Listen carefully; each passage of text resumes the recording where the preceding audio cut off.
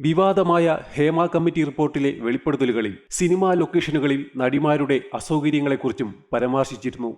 Caravan സൗകര്യങ്ങളൊക്കെ നടിമാർക്ക് മാത്രമായി കിട്ടിയിരുന്നപ്പോൾ സ്ത്രീകൾക്ക് അടിസ്ഥാന സൗകര്യങ്ങൾ പോലും ലഭിച്ചില്ല എന്നായിരുന്നു ആരോപണം. എന്നാൽ പ്രമുഖരായ നടിമാർക്ക് വേണ്ടിയും സോഷ്യൽ മീഡിയയിൽ പോസ്റ്റിട്ടും മാത്രമായിരുന്നു WCC ഈ വിഷയങ്ങളിൽ പ്രതികരിച്ചിരുന്നത്. ഇപ്പോൾ ഈ വിഷയങ്ങളിൽ WCCക്കെതിരെ പ്രതികരിച്ചുകൊണ്ടെത്തിയിരിക്കുന്നത് നടി സ്വാസികയാണ്. സ്ത്രീ സുരക്ഷയെക്കുറിച്ച് സംസാരിക്കുന്ന WCCക്കും ഈ അടിസ്ഥാന സൗകര്യങ്ങൾ ജൂനിയർ ആർട്ടിസ്റ്റിനു വേണ്ടി ചെയ്തു കൊടുക്കാം, പ്രൊഡ്യൂസർ തന്നെ ചെയ്യണം എന്ന നിർബന്ധം ഒന്നുമില്ല എന്നാണ് സ്വാസിക വിജയ് പറയുന്നത്.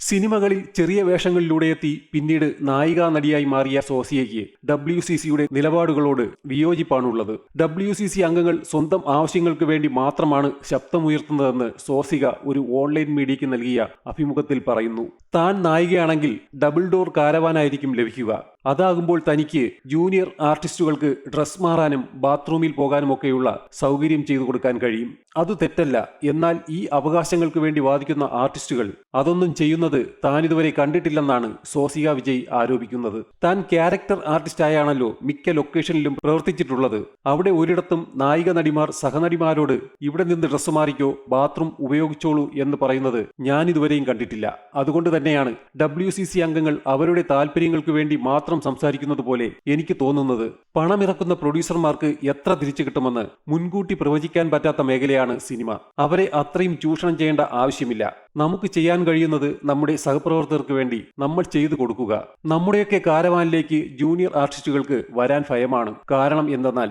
അത് നായികയുടെ കാരവാനാണ്. അവിടെ ആരും പോകരുതെന്ന തിട്ടൂരം കാണും. കാരവാൻ വിശ്രമിക്കാനുള്ളതാണ്. പണ്ട് കാരവാൻ ഇല്ലാത്തപ്പോഴും നമ്മൾ ഇതൊക്കെ ചെയ്തിരുന്നതാണ്. ഇങ്ങനെ പറഞ്ഞ സ്വാസിക നടി ഉർവശിയെ പ്രശംസിച്ചും സംസാരിക്കുന്നുണ്ട്. ഉർവശിയോടൊപ്പം ഒരുമിച്ച് പ്രവർത്തിച്ചപ്പോൾ ഉണ്ടായ അനുഭവങ്ങളാണ് സ്വാസിക പങ്കുവച്ചത്.